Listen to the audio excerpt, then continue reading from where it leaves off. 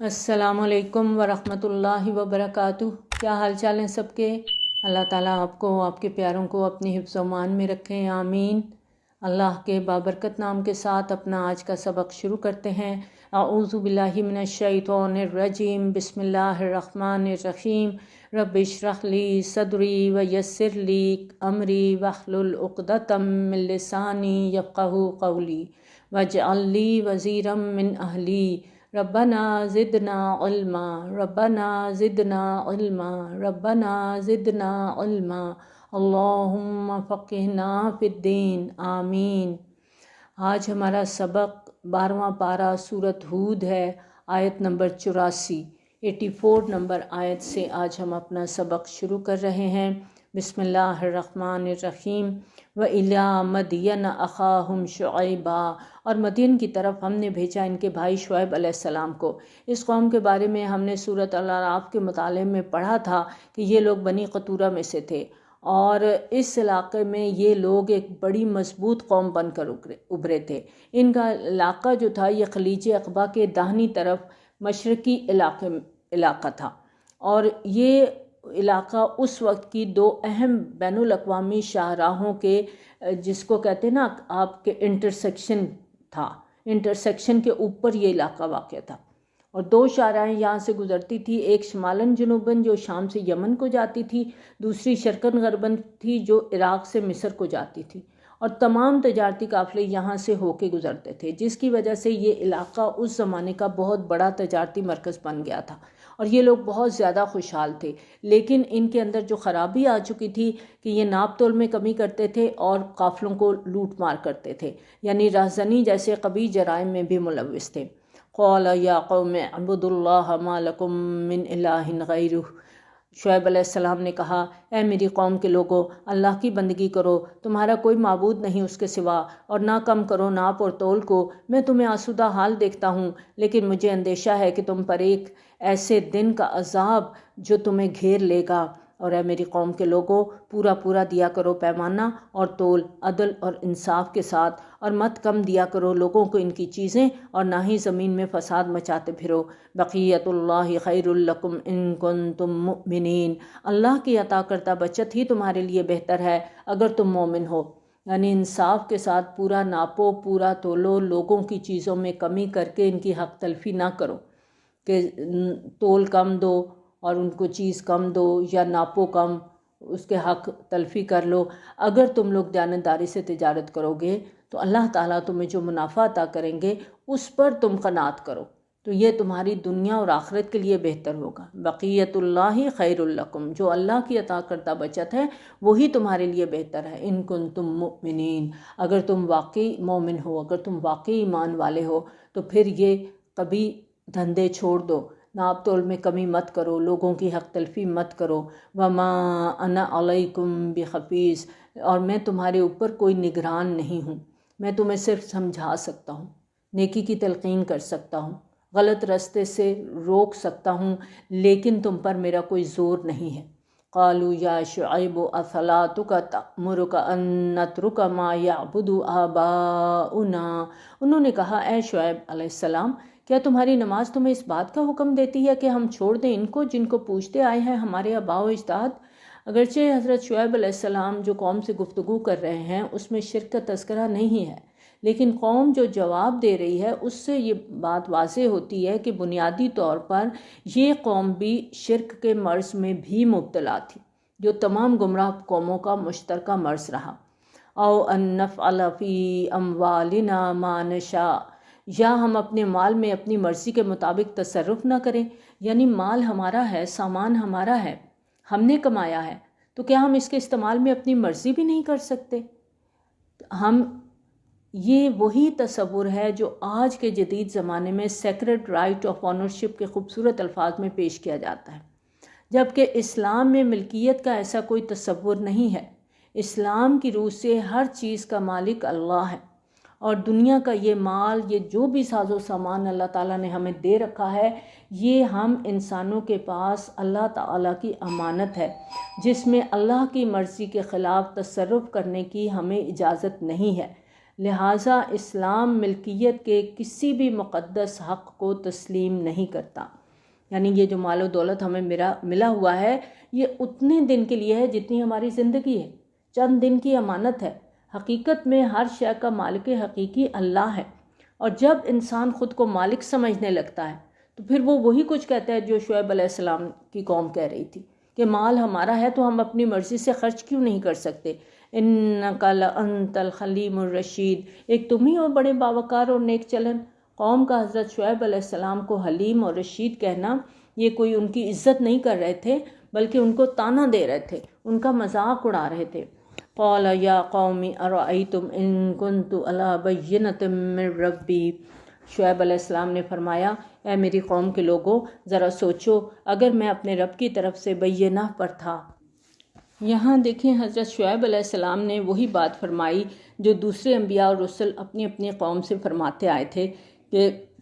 تمہارے درمیان رہتے ہوئے میرا کردار اخلاق پہلے بھی مثالی تھا، میں تمہارے سامنے ایک شریف النفس اور سلیم الفطرت انسان کے طور پر معروف تھا۔ وَرَزَقَنِي مِنْهُ رِزْقًا حَسَنًا، اور اللہ نے اپنے پاس سے مجھے اچھا رزق بھی عطا کیا، یعنی اللہ نے مجھے نبوت بھی دی، رسالت سے بھی سرفراز فرما دیا۔ وَمَا أُرِيدُ أَنْ أُخَالِفَكُمْ إِلَىٰ مَا أَنْهَاكُمْ عَنْهُ، اور میں ہرگز نہیں چاہتا کہ جس چیز سے تم لوگوں کو منع کروں خود وہی کام کروں۔ میں تو کچھ نہیں چاہتا سوائے اصلاح کے، جس قدر مجھ میں استطاعت ہے، اور میری توفیق تو اللہ ہی کی طرف سے ہے، یعنی میرا مقصد تم لوگوں کی اصلاح ہے، اور اس سلسلے میں جو کچھ بھی کر رہا ہوں وہ اللہ کی توفیق سے کر رہا ہوں، اسی نے مجھے ہمت اور استقامت عطا کی ہے۔ علیہ توکلت و الیہ انیب، اسی پر میں نے توکل کیا اور اسی کی طرف میں رجوع کرتا ہوں۔ وَيَا قَوْمِ لَا يَجْرِمَنَّكُمْ شِقَاقِي أَن يُصِيبَكُم مِّثْلُ مَا أَصَابَ قَوْمَ نُوحٍ أَوْ قَوْمَ هُودٍ أَوْ قَوْمَ صَالِحٍ،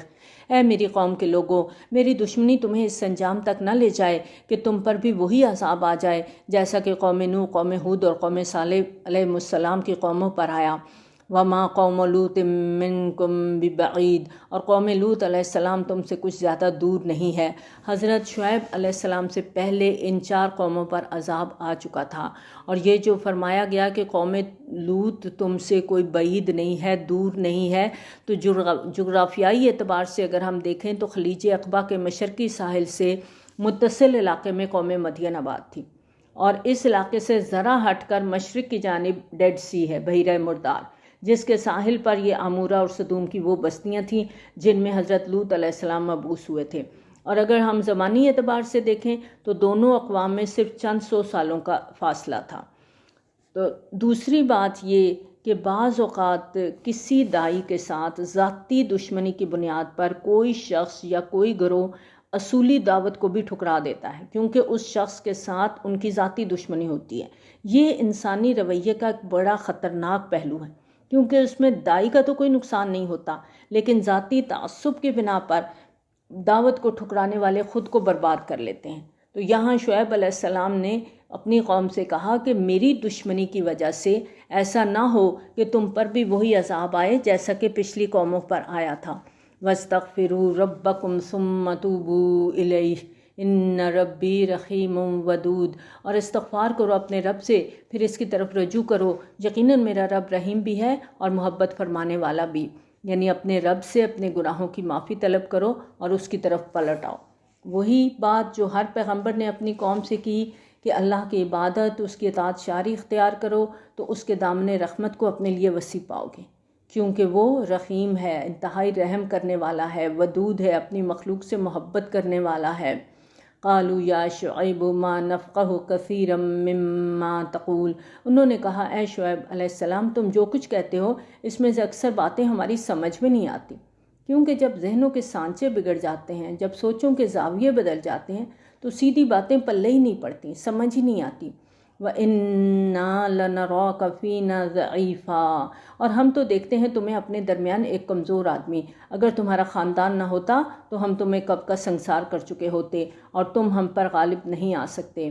یہ جس زمانے میں یہ صورت نازل ہوئی تھی اس میں نبی صلی اللہ علیہ وسلم اور آپ کے صحابہ کرام رضی اللہ تعالیٰ عنہم اس وقت سخت مشکل دور سے گزر رہے تھے، اور اسی مناسبت سے پچھلی اقوام کے حالات اور واقعات سے وہ باتیں نمایاں کی جاتی تھیں جن میں نبی صلی اللہ علیہ وآلہ وسلم اور اہل ایمان کے لیے رہنمائی اور دلجوئی کا سامان ہوتا تھا۔ چنانچہ اس آیت میں حضرت شعیب علیہ السلام کے خاندان اور قبیلے کی حمایت کی بات اس لیے ہوئی کہ ادھر مکہ میں بھی نبی صلی اللہ علیہ وآلہ وسلم کو اسی طرح کے حالات کا سامنا تھا،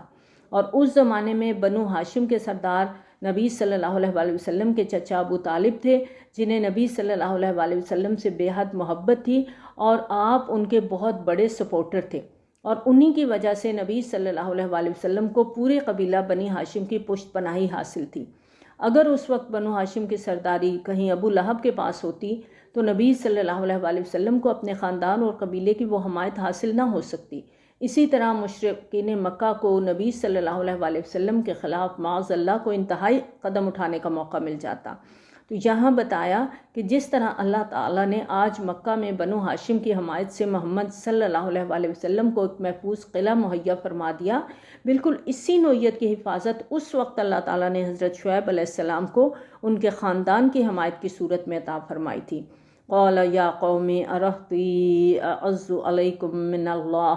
شعیب علیہ السلام نے فرمایا، اے میری قوم کے لوگوں، کیا میرا خاندان تم پر اللہ سے زیادہ بھاری ہے؟ یعنی میرا پشت پناہ تو اللہ ہے، تم اللہ سے نہیں ڈرتے اور میرے خاندان سے ڈرتے ہو؟ کیا تمہارے نزدیک میرا خاندان نعوذ باللہ اللہ سے زیادہ طاقتور ہے؟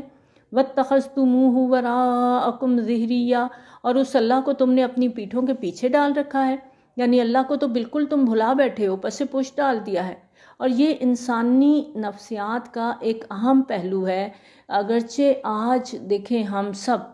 اللہ کو اپنا خالق مانتے ہیں، مالک مانتے ہیں، معبود مانتے ہیں، لیکن ساتھ ہی ہم دنیا کے جھمیلوں میں اتنے مگن ہیں کہ اللہ کا تصور ہمارے مائنڈ میں ویسا نہیں جیسا ہونا چاہیے۔ یہی وجہ ہے کہ ہم کاروباری دنیا میں حقیقی مسبب الاسباب جو اللہ تعالیٰ ہے اس کو بھلا دیتے ہیں، اور ہم کاز اینڈ فیکٹ کی منطقی بھول بھلائیوں میں اپنے آپ کو گم کر لیتے ہیں۔ تو یہاں حضرت شعیب علیہ السلام کا اپنے خاندان کے مقابلے میں اللہ کا ذکر کرنا یہ ظاہر کر رہا ہے کہ وہ لوگ اللہ کو بخوبی جانتے تھے۔ اسی لیے تو حضرت شعیب علیہ السلام نے فرمایا کہ تم لوگ میرے خاندان سے ڈرتے ہو اور اللہ سے نہیں ڈرتے۔ ان ربی بما تعملون محیط، یقیناً میرا رب تو اس سب کا احاطہ کیے ہوئے ہے جو کچھ تم کر رہے ہو، یعنی اللہ تمہارا اور تمہارے اعمال کا گھیراؤ کیے ہوئے ہے، اور تم اس کی گرفت سے نکل کر کہیں جا نہیں سکتے۔ وَيَا قَوْمِ اعْمَلُوا عَلَىٰ مَكَانَتِكُمْ إِنِّي عَامِلٌ، اور اے میری قوم کے لوگوں، تم کرو جو کچھ کر سکتے ہو اپنی جگہ پر، میں بھی کر رہا ہوں جو میں اپنی جگہ پر کر سکتا ہوں، یعنی میرے خلاف جو بھی چالیں چل سکتے ہو، جو قدم اٹھا سکتے ہو، کر گزرو۔ اپنے طور پر جو کوشش مجھ سے ہوگی میں کروں گا۔ یہ چیلنج کرنے کا انداز سورۃ الانعام سے چلا آ رہا ہے۔ مکہ میں بھی حق اور باطل کی کشمکش اب انتہا کو پہنچ چکی تھی۔ اس وجہ سے نبی صلی اللہ علیہ وآلہ وسلم کی طبیعت کے اندر بھی ایک طرح کی بیزاری پیدا ہو چکی تھی کہ جو کر سکتے ہو کر لو۔ سوف تعلمون من یأتیہ عذاب یخزیہ ومن ھو کاذب، ان قریب تم جان لوگے کہ کس پر وہ عذاب آتا ہے جو اسے رسوا کر دے گا اور کون ہے جو جھوٹا ہے۔ وارتقبوا انی معکم رقیب، تم بھی انتظار کرو، میں بھی تمہارے ساتھ انتظار کرتا ہوں۔ پھر جب ہمارا حکم آ گیا تو ہم نے اپنی رحمت سے نجات دے دی شعیب علیہ السلام کو اور ان لوگوں کو جو آپ کے ساتھ ایمان لائے تھے، اور ظالموں کو آگ پکڑا ایک زبردست کڑک نے تو اپنے گھروں میں اوندھے پڑے رہ گئے۔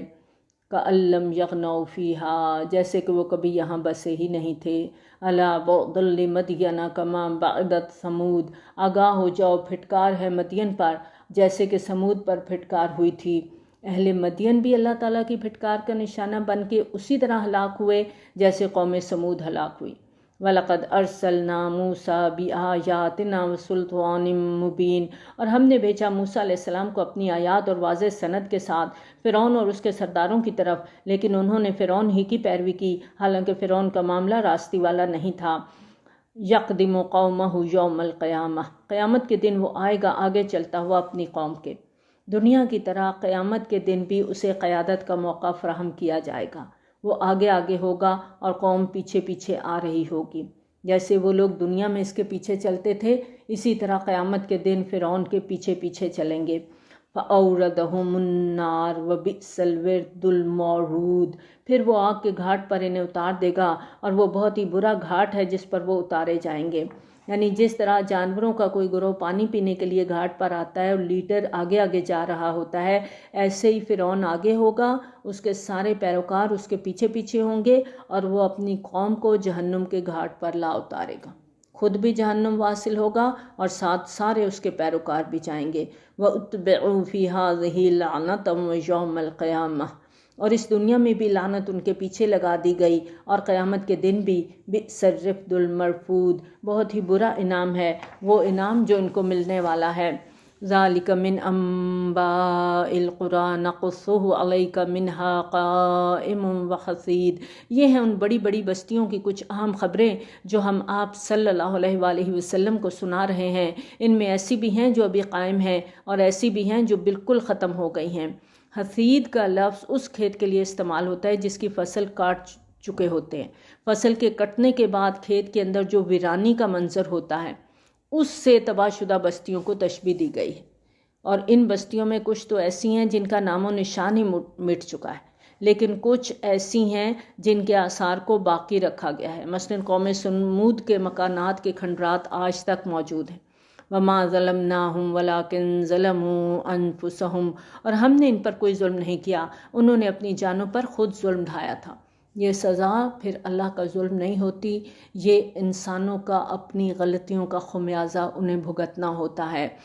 وہ اپنے آپ کو خود ظلم کے گڑھے میں ڈال دیتے ہیں۔ اللہ کی نافرمانی کرنا خود پر ظلم کرنا ہے۔ فَمَا أَغْنَتْ عَنْهُمْ آلِهَتُهُمُ الَّتِي يَدْعُونَ مِن دُونِ اللَّهِ مِن شَيْءٍ لَّمَّا جَاءَ أَمْرُ رَبِّكَ، تو ان کے کچھ بھی کام نہ آ سکے ان کے وہ معبود جنہیں وہ اللہ کے سوا پکارا کرتے تھے جب آپ صلی اللہ علیہ وآلہ وسلم کے رب کا حکم آ پہنچا۔ وَمَا زَادُوهُمْ غَيْرَ تَتْبِيبٍ، اور انہوں نے کچھ بھی اضافہ نہیں کیا ان کے حق میں مگر بربادی کا۔ جب اللہ تعالیٰ کی طرف سے عذاب کا حکم آ گیا تو ان کے وہ معبود جنہیں وہ اللہ کو چھوڑ کے پکارتے تھے ان کی مدد کو نہیں آئے، ان کے کچھ کام نہیں آئے۔ انہوں نے ہلاکت اور بربادی کے سوا کسی چیز میں اضافہ نہیں کیا، یعنی ان کی ہلاکت اور بربادی کا سبب یہی معبود بنے۔ وَكَذَلِكَ أَخْذُ رَبِّكَ إِذَا أَخَذَ الْقُرَىٰ وَهِيَ ظَالِمَةٌ، اور اے نبی صلی اللہ علیہ وآلہ وسلم ایسے ہی ہوتی ہے پکڑ آپ کے رب کی جب وہ پکڑتا ہے بستیوں کو جب کہ وہ ظالم ہوتی ہیں۔ جب کسی بستی میں گناہ اور نافرمانی کا چلن عام ہو جاتا ہے تو وہ گویا ظلم کی مرتکب ہو جاتی ہے، پھر وہ عذاب کی مستحق ہو جاتی ہے۔ ان اخذہ علیم شدید، یقیناً اس کی پکڑ بڑی دردناک بھی ہے اور بڑی سخت بھی۔ سورۃ بروج میں اللہ تعالیٰ فرماتے ہیں ان بطش ربک لشدید، یقیناً تیرے رب کی پکڑ بہت سخت ہے۔ ان فی ذلک لآیۃ لمن خاف عذاب الآخرہ، یقیناً اس میں نشانی ہے ان لوگوں کے لیے جو آخرت کے عذاب سے ڈرتے ہیں۔ وہ ایک ایسا دن ہے جس میں لوگوں کو جمع کیا جائے گا اور وہ دن ہے پیشی کا، یعنی اس روز سب کی حاضری ہے۔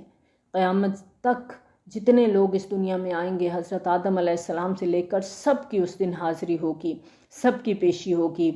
وَمَا نُؤَخِّرُهُ إِلَّا لِأَجَلٍ مَّعْدُودٍ، اور ہم اسے ایک وقت معین تک کے لیے مؤخر کیے ہوئے ہیں، یعنی قیامت کے آنے کی ایک گھڑی معین ہے جس کو باقاعدہ حساب لگا کے طے کیا گیا ہے، اور یہ اللہ کی طرف سے وقت مقرر ہے اور وہ آ کر رہے گا۔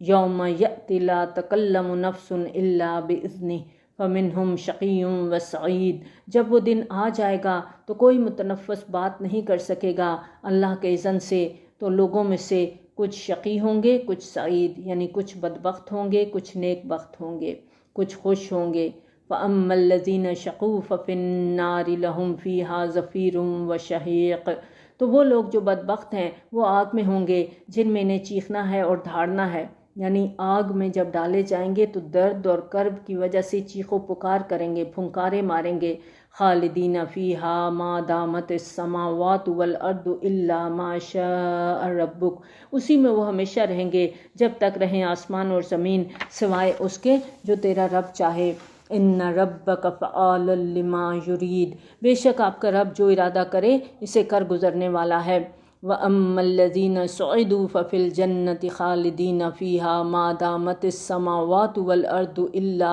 مَا شَاءَ رَبُّكَ، اور جو لوگ نیک بخت ہوں گے وہ جنت میں رہیں گے ہمیشہ ہمیشہ جب تک رہیں آسمان اور زمین، سوائے اس کے کہ جو آپ کا رب چاہے۔ عطاء غیر مجذوذ، یہ ایسی بخشش ہے جو کبھی بھی ختم نہیں ہوگی۔ فَلَا تَكُ فِي مِرْيَةٍ مِّمَّا يَعْبُدُ هَٰؤُلَاءِ، پس اے نبی صلی اللہ علیہ وآلہ وسلم آپ کسی شک میں نہ رہیں ان کے بارے میں جن کی یہ لوگ پوجا کر رہے ہیں۔ یہ لوگ نہیں پوجا کر رہے ہیں مگر ایسے ہی جیسے کہ ان کے آباء و اجداد پوجا کرتے رہے ہیں ان سے پہلے، یعنی یہ لکیر کے فقیر بنے ہوئے ہیں۔ جو ان کے بڑے کر رہے تھے یہ پیچھے پیچھے وہی کرتے چلے جا رہے ہیں، اپنی عقل کو استعمال نہیں کرتے۔ وَإِنَّا لَمُوَفُّوهُمْ نَصِيبَهُمْ غَيْرَ مَنقُوصٍ، اور یقیناً ہم ان کو دینے والے ہیں ان کا حصہ بغیر کسی کمی کے۔ وَلَقَدْ آتَيْنَا مُوسَى الْكِتَابَ فَاخْتُلِفَ فِيهِ، اور موسیٰ علیہ السلام کو ہم نے کتاب دی تھی پھر اس میں اختلاف پیدا کر دیے گئے، اور اگر طے نہ ہو چکی ہوتی تو ایک بات تیرے رب کی طرف سے پہلے ہی سے تو ان کے مابین فیصلہ کر دیا جاتا، اور اب تو یہ لوگ تورات کے بارے میں الجھا دینے والے شک میں مبتلا ہو گئے ہیں۔ وَإِنَّ كُلًّا لَمَّا لَيُوَفِّيَنَّهُمْ رَبُّكَ أَعْمَالَهُمْ، اور اے نبی صلی اللہ علیہ وآلہ وسلم آپ کا رب ان سب کو ان کے اعمال کا لازماً پورا پورا بدلہ دے گا، یقیناً وہ باخبر ہے اس سے جو عمل یہ لوگ کر رہے ہیں۔ فَاسْتَقِمْ كَمَا أُمِرْتَ وَمَنْ تَابَ مَعَكَ، تو اے نبی صلی اللہ علیہ وآلہ وسلم آپ ڈٹے رہیں جیسا کہ آپ کو حکم ہوا ہے، اور وہ بھی جنہوں نے توبہ کی ہے آپ کے ساتھ، یعنی نبی صلی اللہ علیہ وآلہ وسلم کے ساتھ وہ لوگ بھی صبر اور استقامت کے ساتھ ڈٹے رہیں جو شرک سے باز آ چکے ہیں، جنہوں نے کفر کو چھوڑ دیا ہے اور نبی صلی اللہ علیہ وآلہ وسلم کے ساتھ ایمان لے آئے ہیں۔ وَلَا تَطْغَوْا، اور تم لوگ حد سے تجاوز نہ کرو۔ تجاوز کی ایک شکل یہ بھی ہو سکتی ہے کہ منکرین حق پر جلد عذاب لے آنے کی خواہش کریں، کہ چاروں طرف سے ان لوگوں کی مخالفت کی وجہ سے کسی لمحے غصے میں آ جائیں اور ایسا نہ ہو کہ حلم اور بردباری کا دامن ہاتھ سے چھوڑ بیٹھیں۔ اِنَّهُ بِمَا تَعْمَلُونَ بَصِيرٌ، یقیناً وہ تم لوگوں کے سب اعمال دیکھ رہا ہے۔ اللہ تعالیٰ تمہارے اعمال بھی دیکھ رہا ہے، اور جو کچھ تمہارے مخالفین کر رہے ہیں ان کی تمام حرکتیں بھی اس کے علم میں ہیں، اس لیے اس کے ہاں تمہیں تمہارا اجر و ثواب ملے گا اور ان لوگوں کو ان کے کرتوتوں کی سزا ملے گی۔ وَلَا تَرْكَنُوا إِلَى الَّذِينَ ظَلَمُوا، اور کوئی جھکاؤ پیدا نہ کرنا ان لوگوں کی طرف جنہوں نے ظلم کیا۔ یہ خالص حق اور باطل کی کشمکش ہے، اس میں کہیں کوئی رشتہ داری کا معاملہ، کوئی پرانے مراسم، کوئی قبیلے کی محبت تم لوگوں کو کسی لمحے بھی ان کی طرف جھکنے پر مائل نہ کرے۔ فَتَمَسَّكُمُ النَّارُ، اور اگر ایسا ہوا تو تمہیں آگ پکڑ لے گی۔ وَمَا لَكُم مِّن دُونِ اللَّهِ مِنْ أَوْلِيَاءَ ثُمَّ لَا تُنصَرُونَ، پھر تمہارے لیے اللہ کے سوا کوئی حمایتی نہیں ہوں گے، پھر تمہاری مدد نہیں کی جائے گی۔ اور اے نبی صلی اللہ علیہ وآلہ وسلم نماز کو قائم رکھیے دن کے دونوں سروں پر اور رات کی کچھ گھڑیوں میں۔ ان الحسنات یذہبن السیئات، یقیناً نیکیاں بدیوں کو دور کر دیتی ہیں۔ نماز پڑھنا نیکی کا کام ہے، اگر نماز قائم کی جائے گی تو چھوٹی چھوٹی برائیاں از خود دور ہوتی چلی جائیں گی۔ ذالک ذکریٰ للذاکرین، یہ یاد دہانی ہے یاد رکھنے والوں کے لیے۔ واصبر فإن اللہ لا یضیع اجر المحسنین، اور صبر کیجئے یقیناً اللہ نیکی کرنے والوں کا اجر ضائع نہیں کرتا۔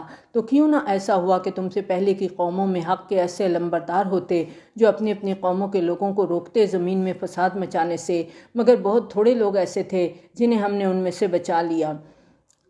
اور پیچھے پڑے رہے وہ ظالم ان عیش و آرام کی چیزوں کے جو انہیں دی گئی تھیں، اور وہ مجرم تھے۔ وَمَا كَانَ رَبُّكَ لِيُهْلِكَ الْقُرَىٰ بِظُلْمٍ وَأَهْلُهَا مُصْلِحُونَ، اور آپ کا رب ایسا نہیں کہ بستیوں کو ظلم کے ساتھ ہلاک کر دے جبکہ ان میں بسنے والے لوگ اصلاح کرنے والے ہوں۔ ایسا نہیں ہوتا کہ کسی علاقے، کسی ملک یا شہر میں اچھے کردار کے حامل اپنی اور دوسروں کی اصلاح میں سرگرم لوگوں کی اکثریت ہو اور اللہ پھر بھی بستی پر عذاب بھیج دے۔ وَلَوْ شَاءَ رَبُّكَ لَجَعَلَ النَّاسَ أُمَّةً وَاحِدَةً وَلَا يَزَالُونَ مُخْتَلِفِينَ، اور اگر آپ کا رب چاہتا تو تمام نوع انسانی کو ایک ہی امت بنا دیتا، لیکن وہ تو اختلاف کرتے ہی رہیں گے۔ جہاں بھی لوگ اکٹھے مل جل کر رہتے ہیں، اختلاف رائے کا ہونا ایک فطری سی بات ہے، کیونکہ مختلف مزاج کے لوگ ہوتے ہیں، مختلف سوچ کے لوگ ہوتے ہیں، ہر ایک کا اپنا اپنا نظریہ ہوتا ہے، اپنا اپنا نقطہ نظر ہوتا ہے، اپنی اپنی دلیل ہوتی ہے ہر ایک کے پاس،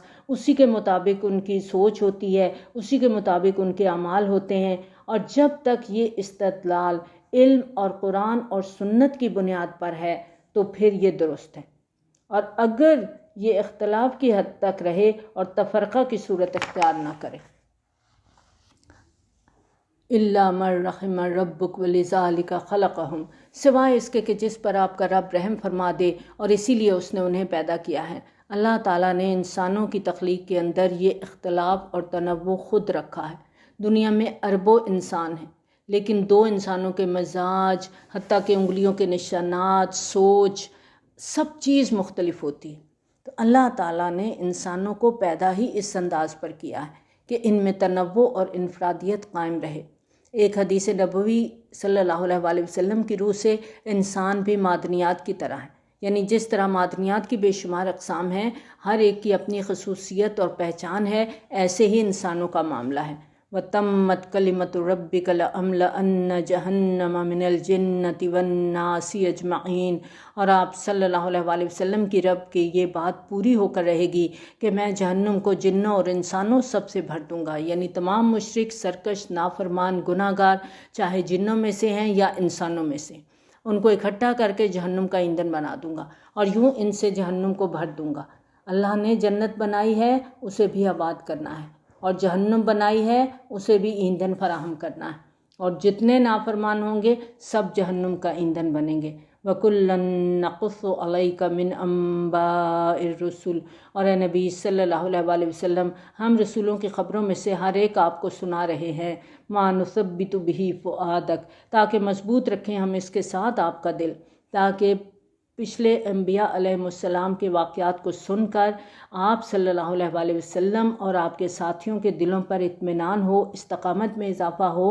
یہ واقعات بتا کر ہم یہ بات واضح کرنا چاہتے ہیں کہ مکہ میں آپ پر اور آپ کے ساتھیوں پر جو مصیبت کے پہاڑ ٹوٹ رہے ہیں یہ کوئی نئی بات نہیں ہے، بلکہ جب بھی کوئی رسول کسی قوم کی طرف مبعوث ہوا، اسے دعوت حق پیش کی تو اس کی مخالفت اسی شد و مد سے ہوئی۔ انبیاء اور رسول اور ان کے ساتھیوں کو ہمیشہ ایسے ہی حالات کا سامنا کرنا پڑا، مگر جس طرح ہم نے ہر بار اہل حق کی مدد کی اور بالآخر کامیاب وہی ہوئے جو ایمان والے تھے، اسی طرح اب بھی حق اور باطل کی اس کشمکش میں بول بالا حق کا ہی ہوگا۔ آخرکار فتح نبی صلی اللہ علیہ وآلہ وسلم اور آپ صلی اللہ علیہ وآلہ وسلم کے ساتھیوں کی ہوگی۔ وَجَاءَكَ فِي هَٰذِهِ الْحَقُّ وَمَوْعِظَةٌ وَذِكْرَىٰ لِلْمُؤْمِنِينَ، اور اس میں آپ صلی اللہ علیہ وآلہ وسلم کے پاس حق آ گیا ہے اور مومنین کے لیے اس میں نصیحت اور یاد دہانی ہے، یعنی اس قرآن میں حق اور باطل کو بالکل واضح کر دیا گیا ہے، اور ایمان والوں کے لیے نصیحت اور یاد دہانی کا سامان بھی فراہم کر دیا گیا ہے۔ وَقُلْ لِلَّذِينَ لَا يُؤْمِنُونَ اعْمَلُوا عَلَىٰ مَكَانَتِكُمْ إِنَّا عَامِلُونَ، اور کہہ دیجئے ان لوگوں سے جو ایمان نہیں لاتے کہ تم اپنی جگہ پر کرو جو کر سکتے ہو، ہم بھی کر رہے ہیں جو ہم کر سکتے ہیں، یعنی تم میری مخالفت اور دشمنی میں کوئی کسر نہ چھوڑو، جو کر سکتے ہو کر لو، اپنے طریقے پر چلتے رہو، ہم اپنی روش پر چلتے رہیں گے۔ وَانتَظِرُوا إِنَّا مُنتَظِرُونَ، تم بھی انتظار کرو، ہم بھی انتظار کر رہے ہیں کہ اللہ کی طرف سے آخری فیصلہ کیا آتا ہے۔ وَلِلَّهِ غَيْبُ السَّمَاوَاتِ وَالْأَرْضِ وَإِلَيْهِ يُرْجَعُ الْأَمْرُ كُلُّهُ، اور اللہ ہی کے لیے ہے آسمان اور زمین کی تمام چھپی چیزیں، اور سارے کے سارا معاملہ اسی کی جانب لوٹا دیا جائے گا۔ تو اب کرنے کا کام کیا ہے؟ فَاعْبُدْهُ، تو اسی کی عبادت کرو، وَتَوَكَّلْ عَلَيْهِ، اور سارا بھروسہ، ساری امیدیں، ساری یقین اس رب پر ہوں۔ وَمَا رَبُّكَ بِغَافِلٍ عَمَّا تَعْمَلُونَ، اور اس بات پر تمہارا یقین اور ایمان ہونا چاہیے کہ تمہارا رب تمہارے ایک ایک عمل کو جانتا ہے، وہ غافل نہیں ہے جو کر رہے ہو، جو تم کر رہے ہو وہ بھی اللہ جانتا ہے، اور جو آپ کے مخالفین کر رہے ہیں وہ بھی سب اللہ کے علم میں ہے۔ یہاں پر سورۃ ہود مکمل ہوئی، آگے سورۃ یوسف ہم شروع کرنے جا رہے ہیں، اور یہاں پر ہوا یہ تھا کہ یہود نے شرارتاً مشرکین مکہ سے کہا کہ نبی صلی اللہ علیہ وآلہ وسلم سے یہ سوال کرو کہ بنی اسرائیل مصر میں کیسے پہنچے۔ تو اب نبی صلی اللہ علیہ وآلہ وسلم اس کے بارے میں نہیں جانتے تھے، لیکن اللہ تعالیٰ نے فوری طور پر اس کے جواب میں پورا واقعہ اس سورۃ یوسف کی صورت میں بڑے خوبصورت انداز میں بیان فرمایا، بلکہ اس قصے کو قریش کے اس طرز عمل پر بھی منطبق کر دیا جو برادران یوسف کی مانند نبی صلی اللہ علیہ وآلہ وسلم کے ساتھ سلوک کر رہے تھے۔ یعنی جس طرح یوسف علیہ السلام کے بھائیوں نے ان کے ساتھ سلوک کیا، وہی سلوک مشرکین مکہ بھی نبی صلی اللہ علیہ وآلہ وسلم کے ساتھ کر رہے تھے۔ سورۃ یوسف شروع کرتے ہیں۔ بڑی خوبصورت صورت ہے اور ہم سب کو اس سے بہت کچھ سیکھنا ہے انشاءاللہ۔ بسم اللہ الرحمن الرحیم۔ الف لام را تلک آیات الکتاب المبین۔ الف لام را، یہ ایک روشن کتاب کی آیات ہیں، یعنی اس کتاب روشن کی آیات ہیں جو اپنا مدعا واضح طور پر بیان کرتی ہیں، اس میں کوئی ابہام نہیں ہے۔ انا انزلناہ قرآنا عربیا، ہم نے اس کو نازل کیا ہے عربی قرآن بنا کر، یعنی وہ قرآن جو ام الکتاب اور لوح محفوظ میں ہمارے پاس ہے، اس کو ہم نے عربی بنا کر محمد صلی اللہ علیہ وآلہ وسلم پر نازل کیا ہے، لعلکم تعقلون، تاکہ تم لوگ اسے اچھی طرح سمجھ سکو، یعنی تمہاری زبان میں نازل کیا ہے تاکہ تمہیں سمجھنے میں کوئی مسئلہ نہ ہو۔ خطاب ہے عرب کے امیین سے کہ آخری نبی صلی اللہ علیہ وآلہ وسلم کی بعثت تمہاری طرف ہوئی ہے، اور نبی صلی اللہ علیہ وآلہ وسلم کے جو اولین مخاطب ہیں وہ تم لوگ ہو، تو ہم نے یہ قرآن تمہاری اپنی زبان میں نازل کیا ہے تاکہ تم لوگ اسے اچھی طرح سمجھ سکو۔ نحن نقص علیک احسن القصص، اے نبی صلی اللہ علیہ وآلہ وسلم، ہم آپ کو سنانے لگے ہیں بہترین بیان، بما اوحینا الیک ھذا القرآن وان کنت من قبلہ لمن الغافلین، اس قرآن کے ساتھ جو ہم نے آپ صلی اللہ علیہ وآلہ وسلم کی طرف وحی کیا ہے، اور یقیناً آپ اس سے پہلے اس سے ناواقف تھے۔ یعنی قرآن میں وحی کی صورت میں یہ جو آیات آپ پر نازل ہو رہی ہیں، آپ اس واقعے کے بارے میں پہلے کچھ نہیں جانتے تھے۔ اذ قال یوسف لابیہ، جب یوسف علیہ السلام نے اپنے والد یعقوب علیہ السلام سے کہا، یہ حضرت یعقوب علیہ السلام کی بڑی بیوی سے ان کے 10 بیٹے تھے، اور سب کے سب اس وقت تک جوانی کی عمر کو پہنچ چکے تھے، جبکہ ان کے 2 بیٹے حضرت یوسف اور بنیامین یہ چھوٹی بیوی سے تھے، اور ان میں حضرت یوسف علیہ السلام بڑے تھے لیکن ابھی یہ دونوں کم سن تھے۔ اب یوسف علیہ السلام نے ایک خواب دیکھا اور اپنے والد کو سنایا، یا ابتی انی رأیت احد عشر کوکبا والشمس والقمر رأیتہم لی ساجدین، ابا جان میں نے خواب میں دیکھا ہے کہ 11 ستاروں، سورج اور چاند کو میں نے ان کو دیکھا ہے کہ وہ مجھے سجدہ کر رہے ہیں۔ قال یا بنی لا تقصص رؤیاک علی اخوتک، یعقوب علیہ السلام نے فرمایا، اے میرے پیارے بیٹے، اپنا یہ خواب اپنے بھائیوں کے سامنے بیان نہ کرنا۔ حضرت یعقوب علیہ السلام نے سمجھ لیا تھا کہ اس خواب میں یوسف علیہ السلام کے 11 بھائیوں اور ماں باپ کے بارے میں کوئی اشارہ ہے، اور ان کو اندر کیونکہ حکمت تھی، ان کو خوابوں کا علم بھی تھا، تو ان کو یہ بھی کچھ شبہ ہوا کہ شاید اللہ تعالیٰ میرے بیٹے کے لیے کوئی خاص فضیلت ظاہر کرنے والا ہے۔ فَيَكِيدُ لَكَ كَيْدًا، ورنہ وہ تمہارے خلاف کوئی سازش کریں گے۔ ہو سکتا ہے کہ خواب سن کے اس میں واضح اشارے ہیں وہ بھانپ لیں، ان کے اندر حسد کی آگ بھڑک اٹھے تو تمہارے خلاف کوئی سازش کریں، تو ایسا نہ ہو تمہیں نقصان پہنچانے کی کوشش کریں۔ ان الشیطان للانسان عدو مبین، یقیناً شیطان تو انسان کا کھلا دشمن ہے، یعنی وہ دشمنی میں کسی حد تک بھی جا سکتا ہے، کسی کو کسی بھی وقت کوئی بھی پٹی پڑھا سکتا ہے۔ وَكَذَلِكَ يَجْتَبِيكَ رَبُّكَ، اسی طرح تمہارا رب تمہیں منتخب کرے گا۔ حضرت یعقوب علیہ السلام نے سمجھ لیا تھا کہ میرے بیٹوں میں سے یوسف علیہ السلام کو اللہ تعالیٰ نے نبوت کے لیے چن لیا ہے۔ وَيُعَلِّمُكَ مِن تَأْوِيلِ الْأَحَادِيثِ، اور تمہیں سکھائے گا تعویل الاحادیث میں سے، یعنی علم میں سے۔ اور تعویل حدیث کے 2 معنی ہو سکتے ہیں، ایک خوابوں کی تعبیر کا علم اور دوسرا معاملہ فہمی اور دوربینی، یعنی باتوں کی تہ تک پہنچ جانا، حقیقت تک رسائی ہو جانا۔ وَيُتِمُّ نِعْمَتَهُ عَلَيْكَ وَعَلَىٰ آلِ يَعْقُوبَ كَمَا أَتَمَّهَا عَلَىٰ أَبَوَيْكَ مِن قَبْلُ إِبْرَاهِيمَ وَإِسْحَاقَ، اور مکمل کرے گا اپنی نعمت کو تجھ پر اور آل یعقوب علیہ السلام پر، جس طرح اس نے اس سے پہلے اپنی نعمت کا اتمام فرمایا تیرے آباء و اجداد ابراہیم اور اسحاق علیہ السلام پر۔ یہاں پر حضرت یعقوب علیہ السلام اپنے آبا و اجداد کا بھی ذکر کر رہے ہیں۔ ان ربک علیم حکیم، یقیناً تیرا رب جاننے والا اور حکمت والا ہے۔ لقد کان فی یوسف و اخوتہ آیات للسائلین، یقیناً یوسف علیہ السلام اور ان کے بھائیوں کے قصے میں پوچھنے والوں کے لیے بہت سی نشانیاں ہیں، یعنی جن لوگوں نے قریش مکہ نے یہ سوال پوچھا تھا اور جن لوگوں کے کہنے پر پوچھا تھا، یہود مدینہ کے کہنے پر پوچھا تھا، ان سب کے لیے اس قصے میں بہت سی نشانیاں ہیں۔ اگر وہ صرف اس ایک قصے کو حقیقت کی نظروں سے دیکھیں اور غور کریں تو بہت سے حقائق نکھر کر ان کے سامنے آ جائیں گے۔ اذ قالوا لیوسف واخوہ احب الی ابینا منا ونحن عصبہ،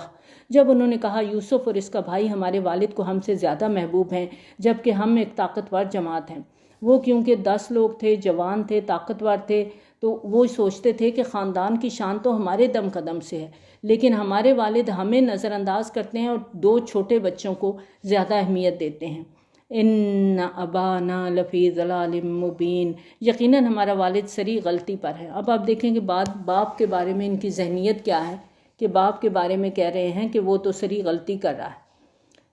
اقتلوا یوسف واطرحوہ ارضا یخل لکم وجہ ابیکم، چنانچہ قتل کر دو یوسف کو یا اسے پھینک آؤ دور کسی علاقے میں تاکہ تمہارے والد کی توجہ تمہاری طرف ہو جائے۔ یوسف علیہ السلام چونکہ دونوں میں بڑے ہیں، وہی والد صاحب کی ساری توجہ عنایات کا مرکز بنے ہوئے ہیں۔ جب ہم اس کو قتل کر دیں گے، ختم کر دیں گے، تو پھر لازمی ہے کہ والد صاحب کی تمام شفقت اور مہربانی ہمارے لیے ہی ہوگی۔ وَتَكُونُوا مِن بَعْدِهِ قَوْمًا صَالِحِينَ، پھر اس کے بعد نیک بن جانا۔ اب یہاں دیکھیں، اس کے بعد نیک بن جانا، اس میں ان کے نفس اور ضمیر کی جو کشمکش کی جھلک ہے وہ نظر آتی کہ ضمیر تو مسلسل ملامت کر رہا تھا کہ کیا کرنے لگے ہو، اپنے بھائی کو قتل کر دو گے، تمہاری یہ سوچ درست نہیں ہے۔ لیکن عام طور پر ایسے موقعوں پر انسان کا نفس ضمیر پہ غالب آ جاتا ہے، جیسا کہ ہم نے سورۃ مائدہ کی آیت نمبر 30 میں جب حابیل اور قابیل کے بارے میں پڑھا تھا تو ہم نے پڑھا تھا فَطَوَّعَتْ لَهُ نَفْسُهُ قَتْلَ أَخِيهِ، قابیل کے نفس نے اسے آمادہ کر لیا اپنے بھائی کے قتل کرنے پر۔ اس طرح ان لوگوں نے بھی ضمیر کی آواز کو دبا دیا، آپس میں مل کر مشورہ کیا کہ ایک دفعہ یہ کڑوا گھونٹ حلق سے اتار لو، پھر توبہ کر لیں گے اور کفارہ وغیرہ دے کے کسی نہ کسی طرح اس جرم کی تلافی کر دیں گے، باقی زندگی پھر کوئی ایسا کام نہیں کریں گے، نیک بن کے زندگی گزاریں گے۔ قَالَ قَائِلٌ مِّنْهُمْ لَا تَقْتُلُوا يُوسُفَ، کہا ان میں سے ایک کہنے والے نے کہ یوسف کو قتل مت کرو۔ یہ روایات سے پتہ چلتا ہے کہ ان کے سب سے بڑے بھائی تھے جن کا نام یہودا تھا، انہوں نے یہ مشورہ دیا تھا۔ انہوں نے کہا کہ اصل مسئلہ تو یہ تم یوسف سے پیچھا چھڑانا چاہتے ہو، تو ضروری نہیں کہ قتل جیسا گناہ کر کے یہ اپنے مقصد کو حاصل کرو، کوئی دوسرا طریقہ بھی اختیار کیا جا سکتا ہے۔ وَأَلْقُوهُ فِي غَيَابَةِ الْجُبِّ يَلْتَقِطْهُ بَعْضُ السَّيَّارَةِ، اور ڈالا اسے کسی باولی میں، کسی اندھے کنویں میں، اٹھا لے جائے گا اس کو کوئی قافلہ۔ پرانے زمانے میں کنویں کی ایک خاص قسم ہوتی تھی، اس کو باولی کہا جاتا تھا۔ اس کا منہ کھلا ہوتا تھا لیکن گہرائی میں وہ آہستہ آہستہ تنگ ہوتا جاتا تھا اور پانی کی سطح کے قریب اس کی دیوار میں تاکچے بنے ہوتے تھے، یعنی خانے بنے ہوتے تھے، اور اس طرح کی جو باولیاں ہیں یہ پرانے زمانے میں قافلوں کے رستوں میں بنائی جاتی تھی۔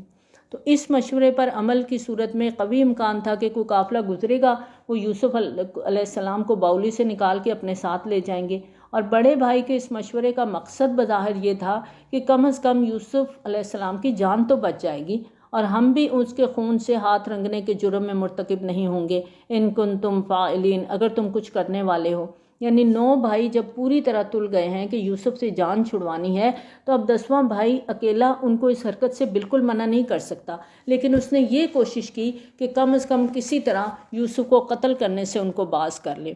قالوا یا ابانا ما لک لا تأمن علی یوسف وانا لہ لناصحون، انہوں نے کہا ابا جان کیا وجہ ہے کہ آپ ہم پر بھروسہ نہیں کرتے یوسف کے معاملے میں، حالانکہ ہم تو اس کے بڑے خیر خواہ ہیں، کل ذرا اسے ہمارے ساتھ بھیجیے، وہ کچھ چڑ چڑ لے گا، کھیلے کودے گا، اور ہم یقیناً اس کی حفاظت کرنے والے ہیں۔ اب یہ انہوں نے پلان بنایا کہ ہم شکار پہ جا رہے ہیں تو آپ یوسف علیہ السلام کو ہمارے ساتھ بھیج دیجئے، وہاں وہ کھیلے کودے گا، درختوں کے پھل وغیرہ کھائے گا تو اس کا دل بہلا رہے گا، تو آپ اس کی طرف سے بالکل پریشان نہ ہو، ہم اس کی حفاظت کریں گے۔ یعقوب علیہ السلام نے فرمایا مجھے یہ بات اندیشے میں ڈالتی ہے کہ تم اسے لے جاؤ، اور میں ڈرتا ہوں کہ کہیں اسے بھیڑیا نہ کھا جائے جب کہ تم اس سے غافل ہو جاؤ، کیونکہ چھوٹے تھے ابھی تو باپ کا حوصلہ نہیں پڑ رہا تھا۔ تو کہنے لگے مجھے ڈر ہے کہ تمہارے ساتھ چلا جائے، تم اپنی مصروفیات میں گم ہو جاؤ اور وہ جنگل میں کہیں اکیلا رہ جائے اور کوئی جنگلی جانور، کوئی بھیڑیا اسے پھاڑ کھائے۔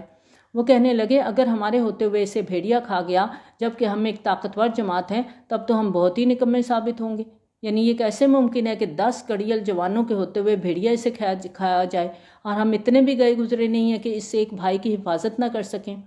فلما ذهبوا به واجمعوا ان يجعلوه في غيابة الجب،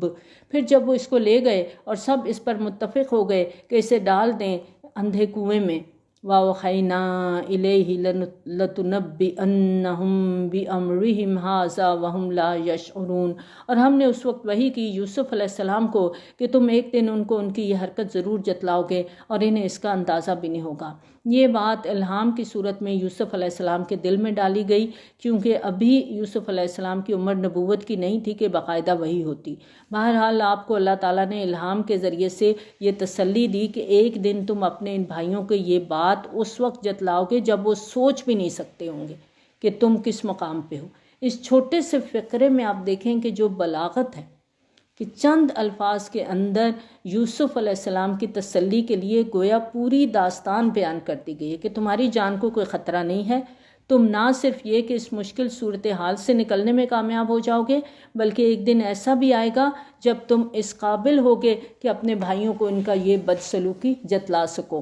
وَجَاءُوا أَبَاهُمْ عِشَاءً يَبْكُونَ، اور وہ آئے اپنے والد کے پاس شام کو روتے ہوئے۔ انہوں نے کہا ابا جان ہم جا کر دوڑ کا مقابلہ کرنے لگے اور ہم نے چھوڑ دیا یوسف کو اپنے سامان کے پاس، یعنی جو ہمارا سامان ایک جگہ رکھا ہوا تھا ہم نے یوسف علیہ السلام کو وہاں پہ بٹھایا اور خود ہم ایک دوسرے سے دوڑ کا مقابلہ کرنے لگے، ریس لگانے لگے۔ فَأَكَلَهُ الذِّئْبُ، تو اسے کھا لیا ایک بھیڑیے نے۔ وَمَا أَنْتَ بِمُؤْمِنٍ لَنَا وَلَوْ كُنَّا صَادِقِينَ، اور آپ ہماری بات نہیں مانیں گے چاہے ہم کتنے ہی سچے کیے نہ ہوں۔ یہ دیکھیں جھوٹے کی سب سے بڑی نشانی ہوتی ہے کہ وہ خود کو سچا ثابت کرنے کے لیے الٹی سیدھی دلیلیں دیتا ہے۔ اب کہتے ہیں کہ ہمیں پتہ ہے کہ ہم سچے بھی ہوں گے لیکن آپ ہماری بات پر یقین نہیں کریں گے کہ یوسف علیہ السلام کو واقعی بھیڑیا کھا گیا ہے۔